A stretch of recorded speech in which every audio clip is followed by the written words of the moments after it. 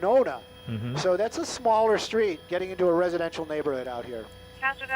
You know, we do second guess. My goodness, we sort of have to, of course, at the whim, absolutely, of this driver. But you notice in a residential neighborhood, he's making some smaller turns or sharper turns here. Yeah. You wonder if that's an indication that he knows where he is, or that he has somewhere to go. Could be. It could be, but he's definitely slowing down. You know, slowing down. He's doing 50 in a residential. That's still not good. But he's continuing on, getting back out onto a major. You got to wonder if he knows where he is, because it does seem like this is pretty convenient what's going on right there. That, whoops, I was going to say he's going to get blocked in, but he turned down an alleyway here. We see it, and it is wide open, so he's going to be able to pop back out onto another residential. But when he slows down, you see those California Highway Patrol just right up on his bumper, literally sometimes. And if they have that opportunity, they will pit this vehicle. Well, they're really close now. They sure are. Under 40 miles an hour. hour. Here they there go. It goes. Here they go. There we go. But you got to think, though, there's a lot of civilian vehicles parked along the side of the road right there, and you know that officer, that is their concern. They're not out here to, you know, to Dukes of Hazzard it and just hit vehicles. So they have to really make sure that they are in a safe place to do this. Property also probably something important to them. But right now we're continuing on. I can tell you we're on Lincoln and Winona. So Winona seems to be the street that he keeps coming back to. I say he, we'll just say the suspect. So this might be an area that this person knows, or maybe it's just coincidence. And you know, Stu, they also have to think about their own liability, the CHP. They know it's an SUV. They know it has a higher center of gravity. They know what speeds they can pit and where they can't. So they're waiting for him to slow down like there. But he went around this other that civilian vehicle. But he's got to know they're close on his tail. He's going around in circles, it looks like, or really traversing the same area. He's picking up speed, though, now. Definitely. He's back on Glen Oaks. That's another major. So he's definitely starting to pick up some speed out here. And you can see that you just got to think, if there's a red light, if there's a pedestrian, if there's anything in the roadway right now, his reaction time is going to be milliseconds. So we just watch and hope there's nothing gets in this guy's way. Stu, we going south into Glendale or north? We're definitely going south into Glendale right now. We're heading basically back towards the IKEA area, but running red lights right there, and moving so quickly down there. We're still on Glen Oaks Boulevard. Looks like we're making a hard turn. Now, the California Highway Patrol might be a little bit farther behind, but that helicopter's still above it and still giving those officers directions where this car is. Yeah, this really looks more residential now. You could see lawns. One right turn and a left.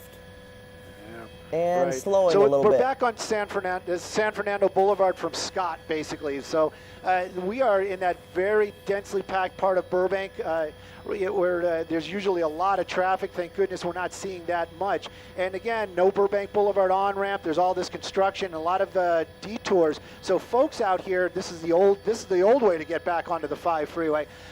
So a lot of folks out here too, you got to think they might not be familiar with the area, looking for signs, not thinking that there's going to be an SUV going 50, 60 miles an hour in a residential neighborhood.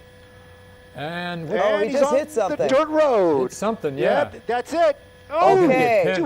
Well, that's, wow. You know what? What is he thinking? That's the on-ramp that I was talking about. That was the on-ramp that I was talking about that was closed. So, and there was a huge tanker truck. Yep. Got at least a couple of wheels off the ground. Hopefully it did some damage to one of those tires. And Stu, did the chippy follow him through that pinch? Probably not. Yeah, I wouldn't think say so. No. They are following. Oh, they made it. But they're way behind, apparently, way behind. So the helicopter's still above it. Actually, I think there's actually two right now, California Highway Patrol and the Sheriff's Department.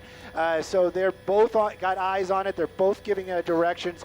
He might be getting a little bit of a gain right now, but I can tell you, we saw him earlier on.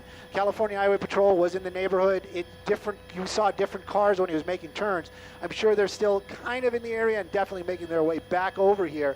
But now we're going to be back on Elliott Drive and Grishmer. So continuing on a little bit slower, But if he jumps out now, it's going to be one of those, the helicopter's going to have to find him. Looks like we're making a northbound turn, a little close there. Yeah, what he wants to do there. Back on Glen Oaks. Back on Glen Oaks, northbound. Well, certainly he's desperate to do a move like that. Yep. Especially so close to that truck. I almost thought that was like he was going to be sandwich meat, but I guess. Well, and he could have startled that 18-wheeler, and that you don't that want could that have to happen. Exactly. One little swerve in the wrong direction. And that trucker loses his load. For sure. So, Stu, where do we see our CHP now? Are they back on the trail? Just keeping an eye on him, right? They are still kind of behind. I'm watching Fulvio nodding his head, saying they're way, way behind right now. This is the first time we got a peek inside the car, crack the window a little bit. Actually looks like there's some Burbank PD right there, but they are not allowed to engage. And you just got to wonder about that officer right there, probably just clinching at this, you just got to think this is a lawbreaker just racing right by you, and you can't engage in that pursuit. Right now, though, it looks like he's almost talking, or maybe on the phone right there. Very dangerous indeed. I'm sure that car has Bluetooth and he could be doing hands-free. Certainly he's making some gestures at whatever he's doing. Well, look, the one thing we know, this guy is not calm. I mean, there's a lot of adrenaline pumping through this person's veins. And I'm sure he's angry and agitated. And if he is talking to somebody, there's a good. There's another close call there. If he's talking to somebody on the phone, maybe that's a good thing. They could be telling him. Yeah, maybe that person can talk him down. Right. That's what. Hopefully it is. And Windows back we've seen it in the past. Yeah, we've seen it in the past. They do some scheming. They'll be calling their friends and try to switch out cars, and we've seen all that in the past. So when he's on the phone, you just got to wonder what he's doing. But right now, I'm wondering why he's going 80 miles an hour on Glen Oaks Boulevard in almost a residential area. Still so dangerous out here, and no law enforcement behind it. Not because they chose to, but because they kind of chased. He lost them for a moment or two.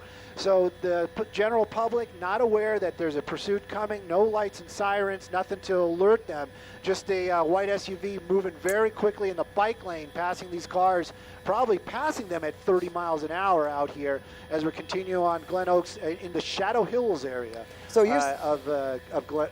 Go ahead. No, Stu, you're saying that once he went through that, he was in that little pinch there, that law enforcement, they kind of backed off from there. They did follow him, though, correct? No, they did follow him. There's no doubt about that. They went a little slower. Oh, now is he this stopping? is a little unusual. Here we go. Yeah. It is. It seems like, and he's opened the trunk to drop a bunch of stuff out, which maybe he thinks he's James Bond, and that's going to deter the officers. Well, look at that. Oh, what was that? And swerving. Yeah, he's swerving. He's swerving to knock it out. Whatever's in the back there. Yeah, he's trying to knock that stuff out. So definitely this guy's got some scheming going on. That weaving, though, at those high speeds, even with that SUV that has a lot of traction control and a lot of computers helping, you just don't want to see that, especially at high speeds. As that thing starts wobbling, it could get bad really, really quick. And it's not going to help his ability to drive. And then what if his vision is in terms of looking out his rear window and it's blocked? Oh, wow, Stu, this is not good at all. It's interesting that he knew that there was something back there if he had just stolen the car. And something can fall out on the freeway. Right. Which is not going to help him at all. No, but that's endangering another vehicle. Trust me, I know. You had something fall in front of you? Pat, you are... Go ahead. You are beyond right about that. I mean, actually, I didn't even think about that. If those boxes fall out, like that one that's sliding around right now, some other civilians might just... they might swerve to avoid it. There might be an accident caused by this. So very dangerous. And this guy clearly, doesn't care about anybody else. If somebody else gets in an accident, whatever. And he's desperately trying to get away from law enforcement. You can see that driver there, window back down, and whatever that last box is, it's really starting to hold. It's really holding on. We made a sharp. We're staying on the 5 freeway. Let's go a little wider real quick. We are southbound 5, approaching the old Burbank Boulevard off-ramp. So just seeing if the California Highway Patrol nearby are getting close to it again. I do know they are getting direction, and they know where this vehicle is. Yeah, that's okay. At this point, it wobbled a little bit again there, and the trunk is wide open. Window looks down because we can see him.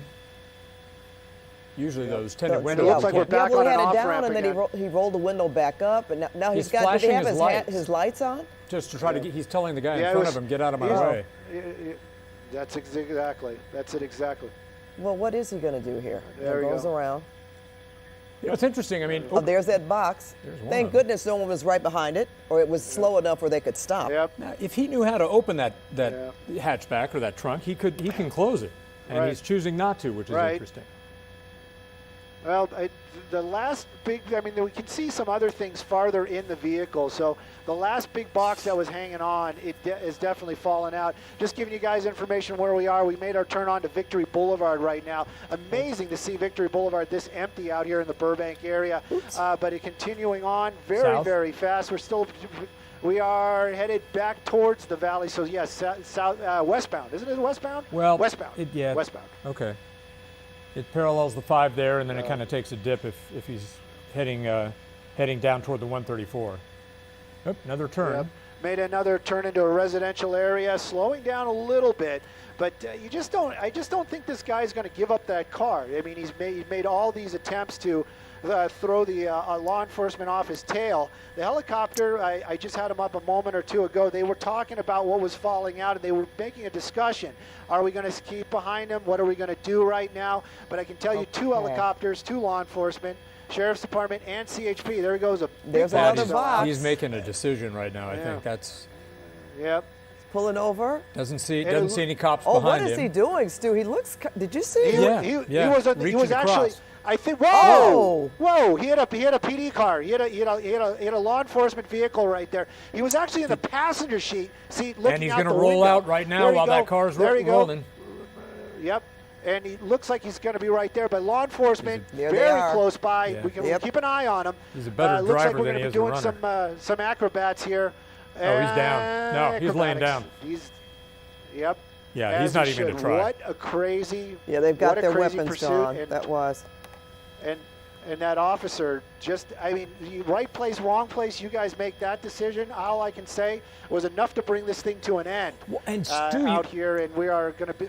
Go ahead. You wonder whether that you know, when he teed with that officer, whether that was, you know, a plan by, I don't know, was it Burbank or CHP that hit him? So it's California Highway Patrol that was just happened to be in that spot. Yeah. And obviously looking for that vehicle. But, you know, he was in the passenger seat. He was in the passenger seat just a few moments before. So he was flailing around in there trying to figure out what he was going to do. That SUV stolen. Wow. It's kind of in bad shape right there. But that suspect in custody, and thank goodness nobody seriously injured. And that, what a bizarre ending to a really bizarre chase for sure. It really was. You know, we had talked about earlier about assault with being the vehicle on a deputy. You just wonder, looking at this last maneuver here, if that wasn't possibly true. Yeah, it's very possibly true. Yep. Yeah, look, these guys aren't known for their decision making. You know, they don't plan anything, and so it's hard to make sense out of what they decide to do. All right, well, Stu, do they have him in cuffs yet?